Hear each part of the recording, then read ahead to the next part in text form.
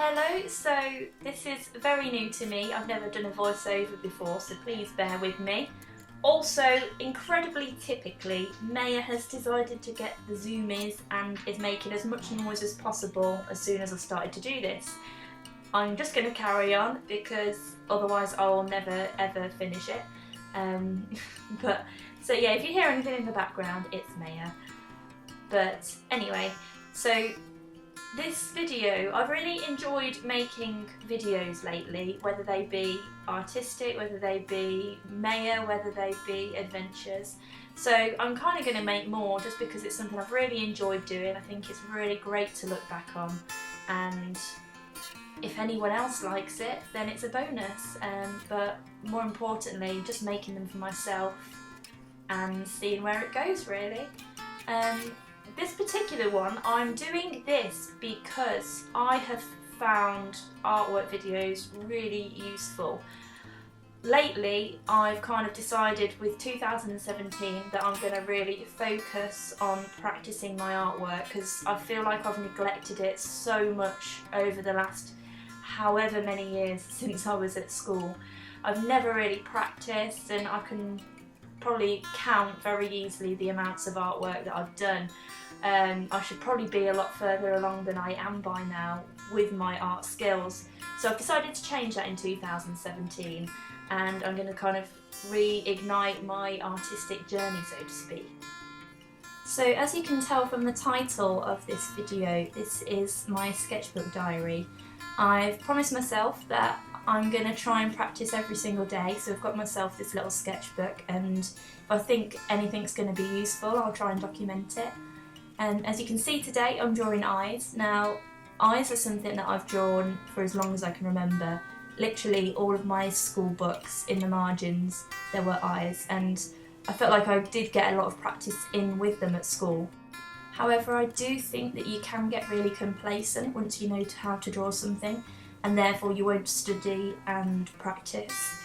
It's great that you can draw those things, however over time you'll kind of realise that they're starting to look less and less like realistic eyes, which is something that I've suffered with. So therefore, going back, studying, doing observational drawings is something that I think is quite important, just to really keep yourself up to speed and kind of stop your brain from coming up with its own version of what an eye is. So on my page today, I'm working on a few different eyes and trying to convey different emotions with them. Through not practicing and not doing observational studies, I've found over the years my faces have got very, very samey. I can draw a face no problem without reference. I'm quite well known for it within like my face and body painting, for example.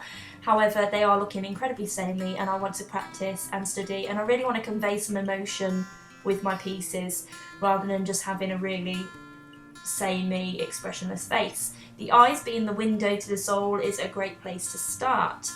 I'm starting my sketches with a mechanical pencil. I find these are great for your initial sketches. They're fine, they're easy to erase because your rubber's on the end of the pencil, and they're just a really good starting point. I'm then going in with, I think it was a 2B pencil.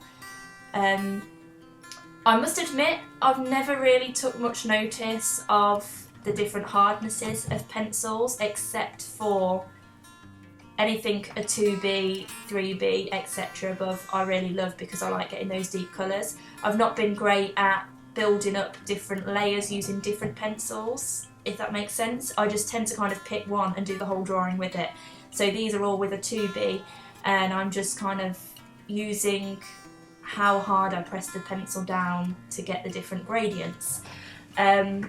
Also, it might be seen as a big no-no amongst artists. I'm self-taught, so I'm not technically on the rules with what you're supposed to do or not, but as you can see, I smudge with my fingers a lot. This is probably a bad habit. I've done it for as long as I can remember. I know a lot of artists kind of frown upon it, but I'm going to carry on doing it, especially for my sketchbook. I think in the long run, if I was doing a piece that is a commission or anything like that, I would probably use either a soft tissue or a blending tool of some sort, simply because you don't want the oils from the fingers to yellow over time. But for your sketchbook, the closest tool you have to hand is your finger, really. It can get messy, as you can see all the fingerprints on the other side of the page, but who cares if it's in your sketchbook. The smudging technique, like I said, if I was doing a commission or something like that, I would very happily use a smudging tool, because I think it's a really important part of getting those different tones and gradients and shades, and it's a really good kind of technique to use. I think if you're just starting out, maybe try and avoid using it all the time, because I think that's one of the problems a lot of artists have with that smudging technique, is that people will just go straight in, draw a line, smudge it with the finger, and not really put effort into learning how to shade correctly. So you can very easily overuse that smudging technique. So if you're just starting out, try not to smudge. Try to just get those gradients with your pencil, and so that you don't get into a bad habit of smudging everything. Then I think once you've kind of nailed that, you can incorporate the smudging technique to your advantage and use it with those other tools.